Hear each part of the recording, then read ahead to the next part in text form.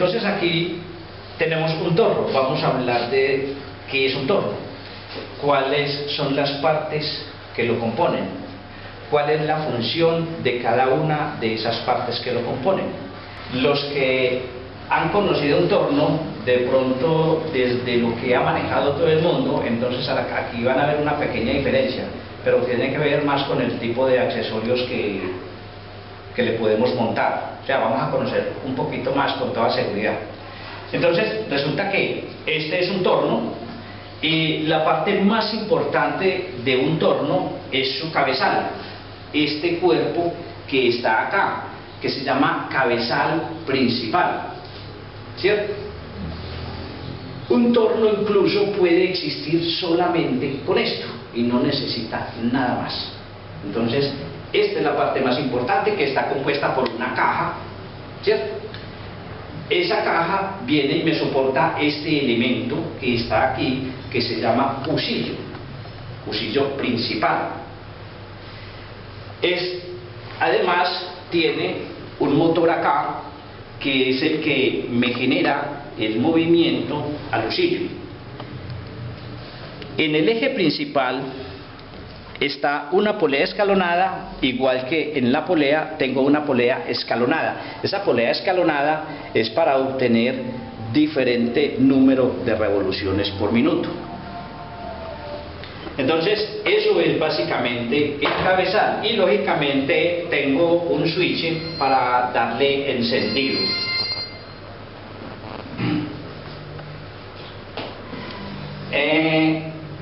Luego tengo esta otra parte que se llama cabezal móvil o contrapunto. Este se llama cabezal móvil porque además avanza sobre toda la longitud del torno. ¿Ya? Avanza sobre toda la longitud del torno. Este cabezal se compone por un cuerpo, una palanca de fijación. Observen que ya lo fijé a la bancada,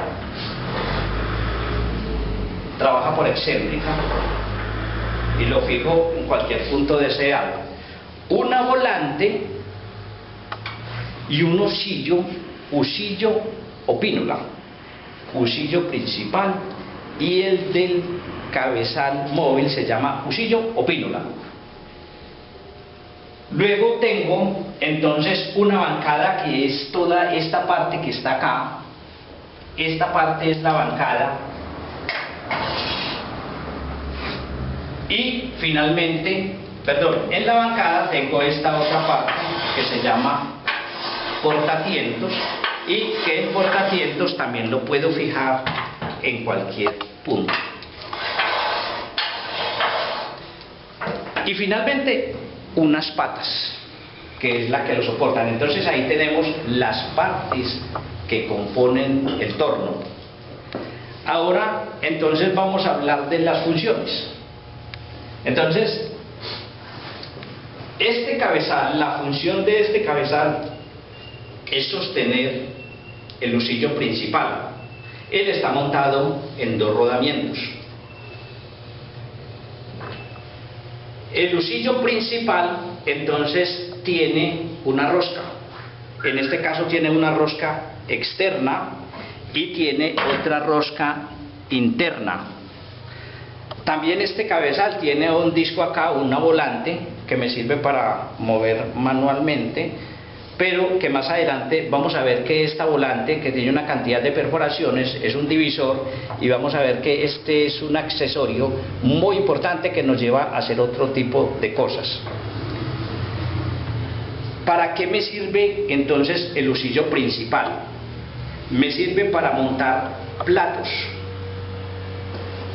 Este es un plato, ¿cierto? Se llama plato perforado. Entonces me sirve para montar platos. ¿Ya? Que puedo tener platos de diferentes tamaños. En la rosca externa entonces monto platos. Me sirve para montar uñas de aletas o uñas de arrastre. En este caso, la uña de arrastre va montada desde la parte interna. Me sirve para montar mandriles portabrocas, ¿cierto? Y aquí, lógicamente, para sujetar la broca.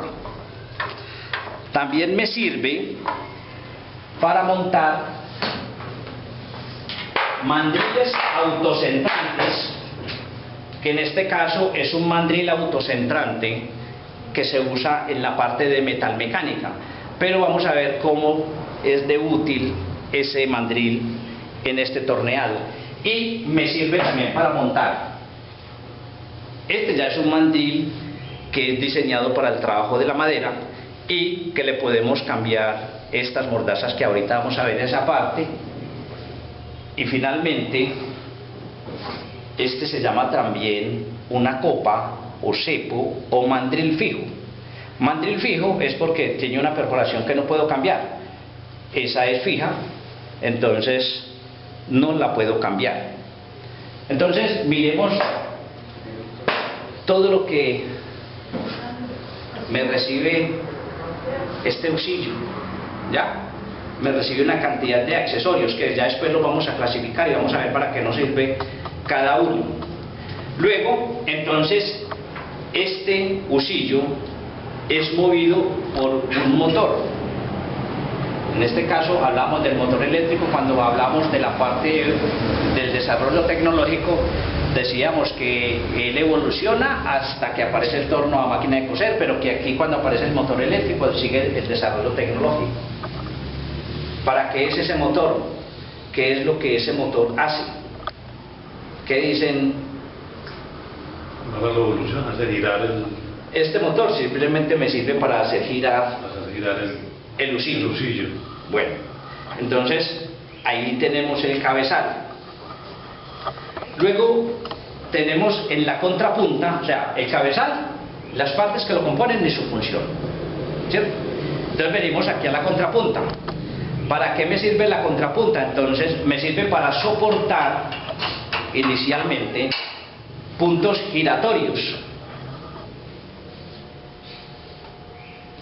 Él en la parte interna tiene un tornillo que cuando lo llevo todo hacia atrás se apoya acá y extrae el punto giratorio. Me sirve para montar mandriles portabrocas. Observen que cuando hablaba de montar mandriles portabrocas acá lo hice con tornillo. Acá lo hice con tornillo. Y en este lado lo hice con cono Morse. Cono Morse es un cono más o menos de unos 3 grados, es estándar, tanto en la parte americana como en la parte europea, no importa si está en milímetros o en pulgadas, pero es estándar, ¿cierto? No importa cuál sistema uses, el cono Morse siempre será estándar. En este caso es un cono Morse 3, se clasifican en 1, 2, 3, 4, 5, 6. Cuando monto aquí entonces el punto giratorio, me sirve para montar piezas entre puntos que más adelante lo vamos a ver, y cuando monto el portabrocas entonces la sujeción de brocas. Y además recuerden que puede cambiar la longitud. Luego venimos con el portatientos. El portatientos se desplaza sobre la bancada y el portatientos me sirve para soportar ¿qué? Los tientos, ¿cierto? El tiento es el apoyo que yo necesito para ubicar la herramienta y poder trabajar, poder construir una pieza. Este tiento puede tener diferentes longitudes. En este caso tengo uno de 20 centímetros, tenemos otro tiento de 30 centímetros, tenemos otro acá de 40 centímetros. Puedo tener tientos de diferentes longitudes, pero además también puedo generar tientos de la longitud total de la máquina o de la pieza que nosotros vamos a montar, que yo puedo ya construirlo de acuerdo a una necesidad. Para eso vemos que necesitaría dos. En este caso necesitamos dos portacientos, ¿cierto? Entonces yo lo puedo diseñar de acuerdo a la longitud máxima de la máquina, pero normalmente se diseña de acuerdo al tipo de piezas que voy a construir. No es la longitud de la máquina la que me dice la longitud que debería tener el tiento, es la necesidad, es el elemento que voy a construir del que me dice la longitud de ese tiento. Algunas veces puedo tener piezas que son muy largas, y cuando tengo piezas muy largas y de pronto muy delgadas, entonces ellas se flexan, y al hacer girar la máquina, incluso si son muy delgadas, forman una curva o una catenaria y se pueden salir de ahí. Entonces yo puedo montar otro accesorio que se llama luneta, que es para soportar aquí piezas que están muy largas, ¿ya? No es muy frecuente, pero sí sirve para hacer el montaje de piezas largas. Aquí tiene los rodillos, ¿ya? Y puedo cambiar los diámetros, ajustarla al diámetro requerido. Entonces ahí estamos hablando de las partes y su función. ¿Está claro hasta ahí o hay alguna pregunta? ¿Está claro? Bueno, normalmente en los tornos nosotros pues tenemos lógicamente el motor eléctrico, porque ya difícilmente usamos tornos a pedal. Entonces siempre el movimiento de transmisión se da por un motor eléctrico. Pero entonces la pregunta sería, ¿qué tipo de motor le montaría yo a mi torno? Siempre vemos que los tornos, vemos que una sierra de banco, una sierra sin fin, todas las máquinas que usamos tienen un motor. Cuando ustedes van a comprar un motor, ¿qué sería lo que uno primero tendría que saber? ¿No se les ha ocurrido qué tendría que saber uno cuando va a comprar un motor? ¿Cuántas revoluciones es eso? ¿Qué? Entonces, las revoluciones son muy importantes.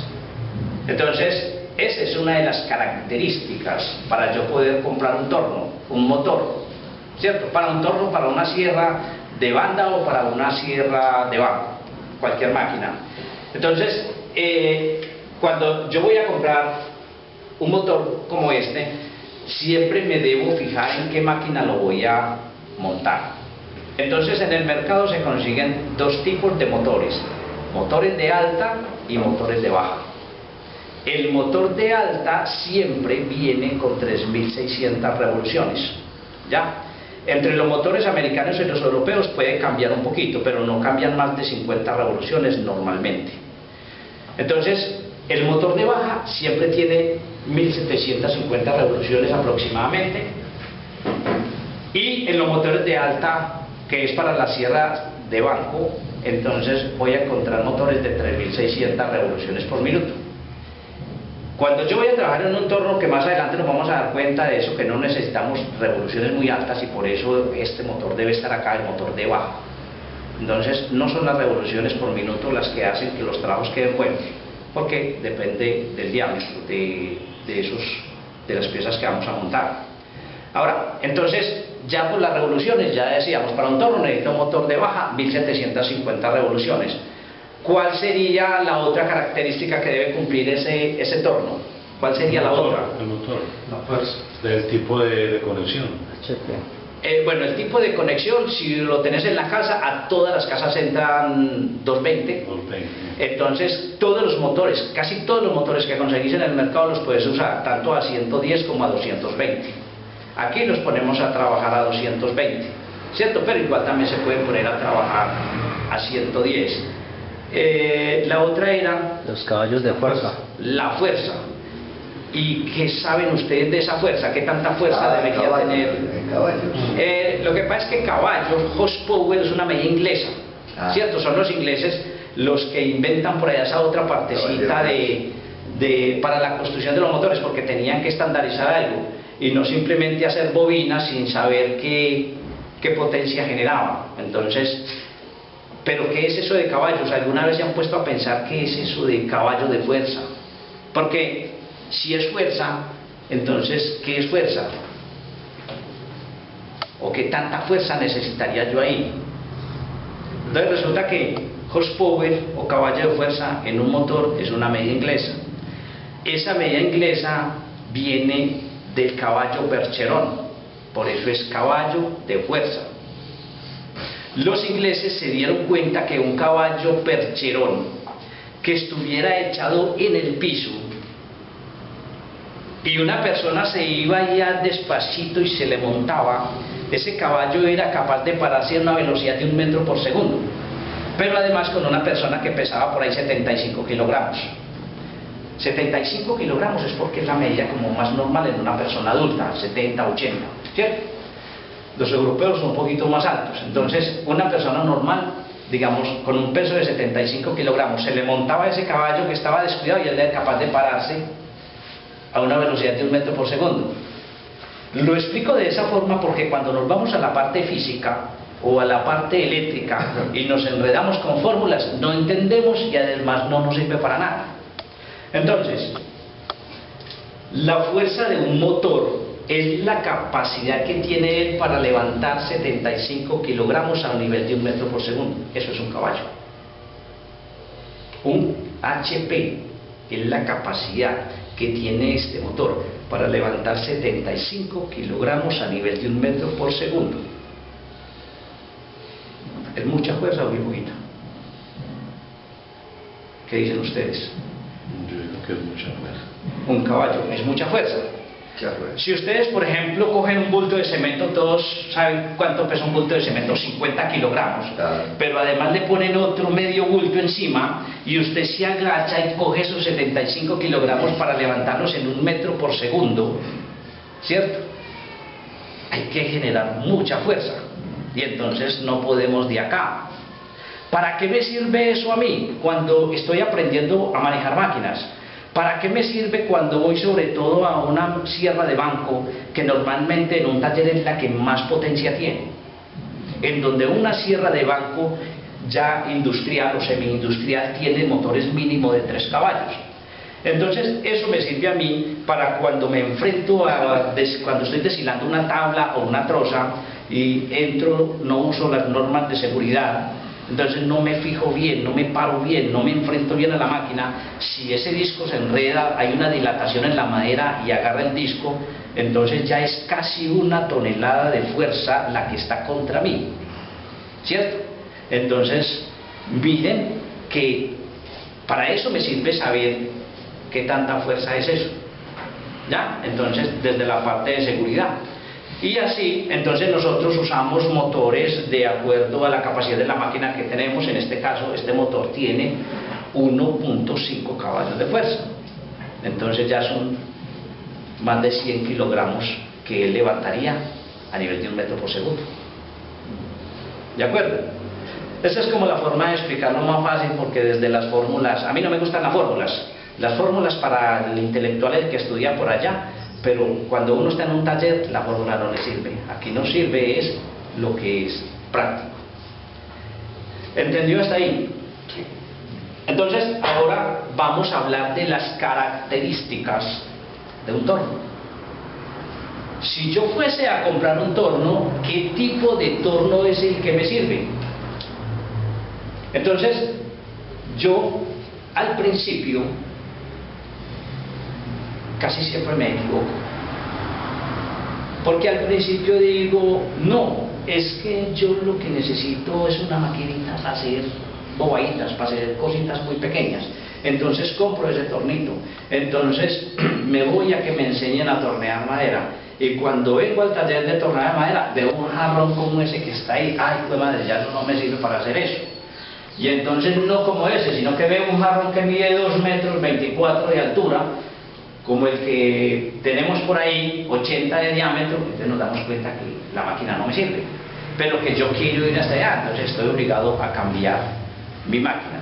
Entonces vamos a hablar de esas características para que ustedes empiecen a identificar y que si muchas veces van a comprar un torno pequeñito, más bien se esperen hasta aprender un poquito más y entonces ahí sí tomar una decisión. Habiendo visto entonces las partes que componen el torno, entonces ahora sí vamos a hablar de esas características. Una de las características más importantes del torno se llama capacidad de volteo. La capacidad de volteo del torno me indica el tamaño más grande de la pieza que puedo montar sobre ella. Entonces, la capacidad de volteo es la altura que está entre el centro del husillo y la bancada. En este caso, tengo acá 27 centímetros. Pero como es el radio, entonces es por 2.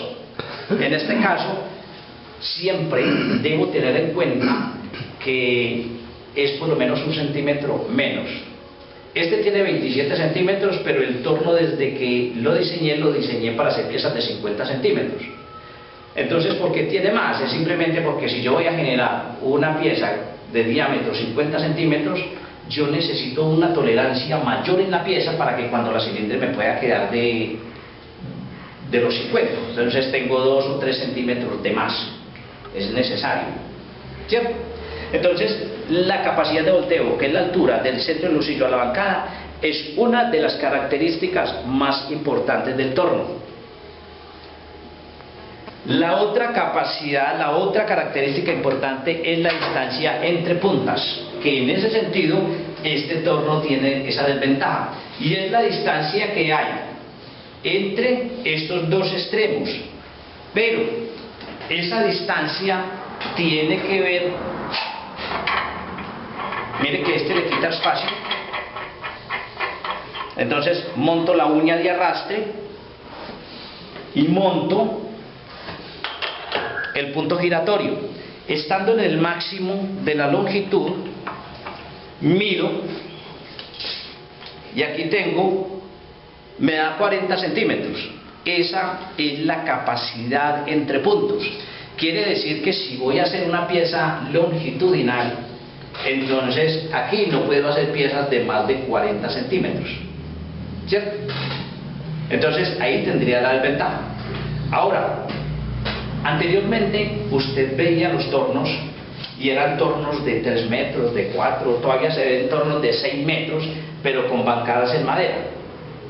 No quiere decir que sea mejor, simplemente que está adaptado para hacer cierto tipo de trabajos. Pero si yo necesitaría hacer un trabajo muy grande, entonces simplemente ubico una bancada adicional y puedo llevarme la contrapunta hasta la distancia deseada. Si ustedes miran a través del internet los tornos que se ofrecen hoy día, todos son corticos, pero tienen la opción además de hacerle adición a las bancadas. Ahorita les muestro uno que trajo don Jorge y tiene esa característica de que te venden el torno de 60 centímetros, pero te venden secciones de 60 centímetros para que usted haga toda la longitud que quiere. Acá, si Víctor se voltea acá, tenemos un torno mucho más largo. Tenemos un torno acá que entre puntos ya nos da una capacidad de 1.15 metros y tenemos el torno de atrás que nos da una capacidad de 2.30 metros, ¿cierto? Entonces ya son tornos con otras características.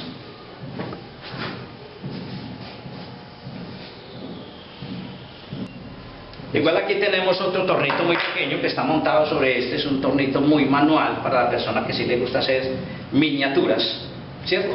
Entonces, y tiene todos los elementos, simplemente una capacidad muy pequeña, una distancia pequeña, este es de Economorse 2, ya son motores de aproximadamente, tienen motores más o menos de un medio caballo, 3/4 máximo, ¿ya?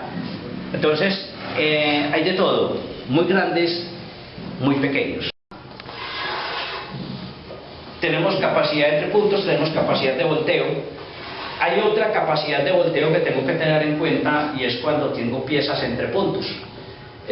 Muchas veces voy a hacer una columna Entonces, el trozo de madera que voy a montar aquí está cuadrado o está redondo porque puede ser un árbol que tomé de la calle. Entonces, yo inicialmente sé que esto tiene para montar una pieza de 50 centímetros, pero si la voy a montar entre puntos, aquí tengo el portatientos.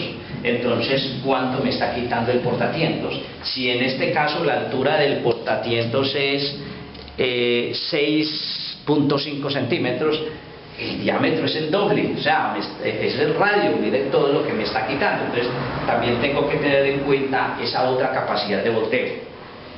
Les decía ahora que ya los tornos, en general, los diseños han cambiado y ya no se usa ese torno largo que me estorba, sino que yo puedo tener una máquina más pequeña, pero esa máquina, además de ser pequeña, como la que acabamos de mirar, no necesariamente tiene que ser pequeña en tamaño, sino en la capacidad de lo que yo vaya a hacer. Mire que este torno en capacidad longitudinal es igual a ese que está pequeñito, pero tiene mucha capacidad de volteo.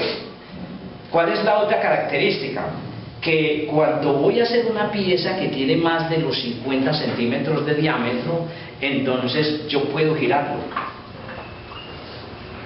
¿cierto?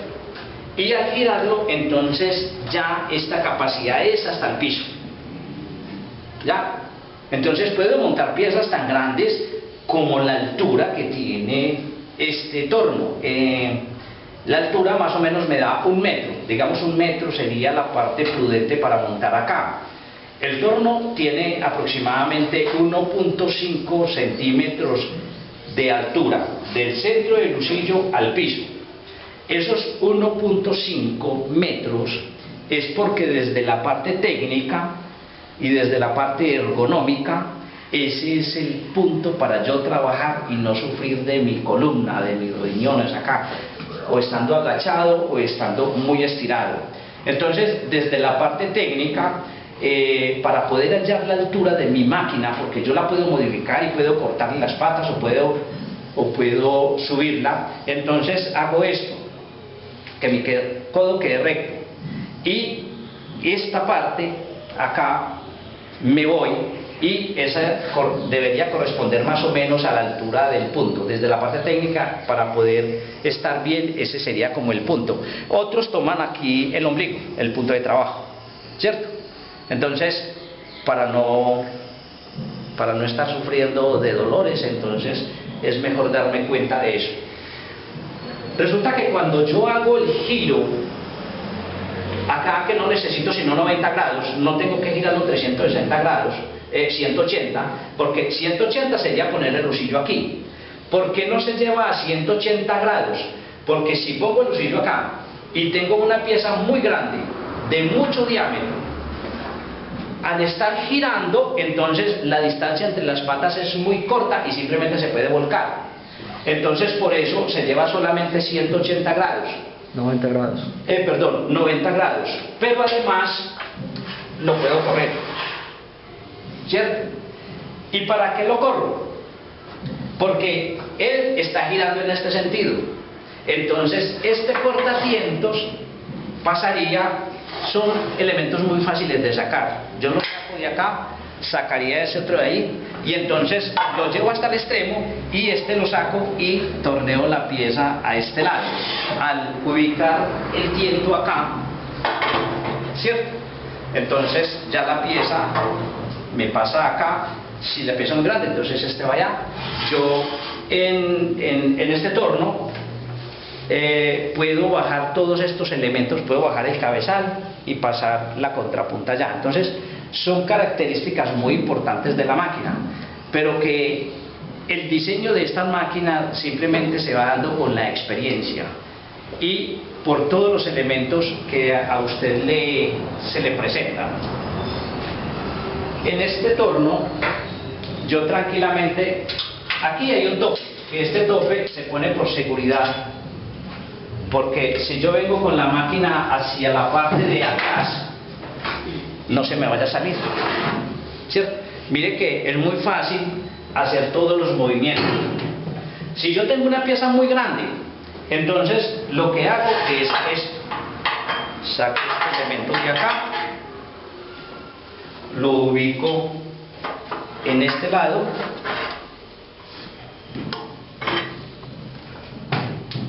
y cuando lo tengo ubicado acá en este lado, entonces monto esta parte acá.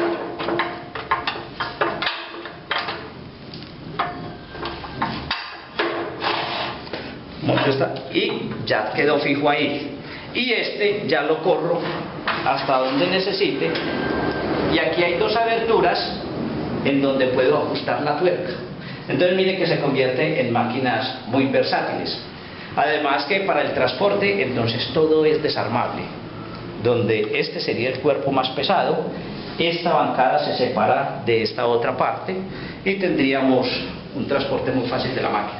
Entonces son máquinas con características muy importantes. Estos tornos que están allá, entonces puedes acá mirar un Víctor, también tienen acá una tuerca y simplemente la aflojo, quito este registro. Este tornillito que está aquí es para cuando devuelvo el torno siempre me quede centrado con respecto a la contrapunta. Esa parte es muy importante, el registro que yo tengo es muy importante. Si yo tengo este torno y le doy la vuelta para no tener que estar calibrando, entonces mostrar esta parte acá, don Víctor, él llega ahí y ya chocó. Ahí lo ajusto y vuelve y me queda en línea con la contrapunta. Y ya en estas aberturas la llave y hago la fijación. De pronto dudas, está claro, don Jorge. ¿Qué tan importante es el variador de velocidad? O sea, que sea electrónico, que admita velocidades bajas. A ver, es muy importante. Normalmente cuando yo tengo un motor como el que tengo acá, tiene una polea escalonada y otra polea escalonada, y tengo un motor por ejemplo de 1750 revoluciones, cuando vengo aquí aproximadamente llego a unas 450, 500 revoluciones, que siendo revoluciones bajas todavía son muy altas para cierto tipo de trabajos. Los motores electrónicos son muy importantes y son muy buenos, son muy costosos, pero son excelentes para el torneado de la madera. En los motores electrónicos encontrás que ellos vienen montados incluso con polea escalonada, con 2 o 3 canales, y es porque ellos tienen unos rangos, ¿cierto?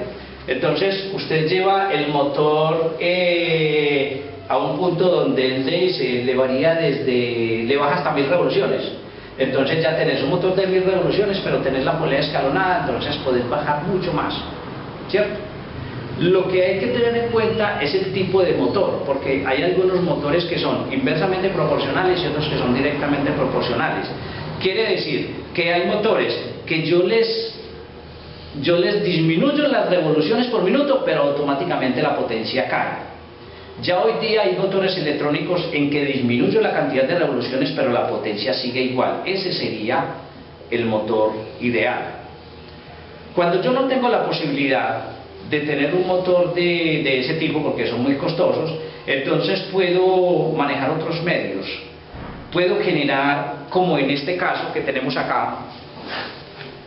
Entonces tenemos el motor en la parte posterior, luego tenemos un eje intermedio. Entonces lo que hacemos con ese eje intermedio es rebajar mucho las revoluciones por minuto y simplemente lo hallo por diferencia de diámetros. Si por ejemplo yo tengo una polea aquí que tiene 2 pulgadas en el motor y tengo una de 6 pulgadas en la primera, en el eje intermedio, entonces hago la diferencia. 6 dividido 2 me da 3 y 1800 digamos dividido por 3, entonces me da 600 revoluciones. Entonces es como si tuviera un motor de 600 revoluciones ya sobre este eje. Luego vuelvo aquí y tengo 2 pulgadas acá y tengo digamos 6 acá. De nuevo hago entonces 6 divididos me da 3 y 600 dividido a 3, 200 revoluciones tendría sobre este usillo. Entonces esa es la forma que nosotros manejamos aquí con el eje intermedio para obtener un número de revoluciones bajo. Es más complejo, ¿cierto? Pero igual es efectivo. Y si se invierten las poleas, Aumentás también velocidad. Aumentás, pero siempre en un torno se trata de bajar, no de subir. Uno de los problemas de algunos tornos es que te dicen que tienen hasta 4.000 revoluciones por minuto, pero 4.000 revoluciones por minuto no sirven en el torno. La única máquina que en un taller te puede trabajar bien con 4.000 revoluciones por minuto es la sierra de banco, no más. ¿Ya? Esa sería como la única.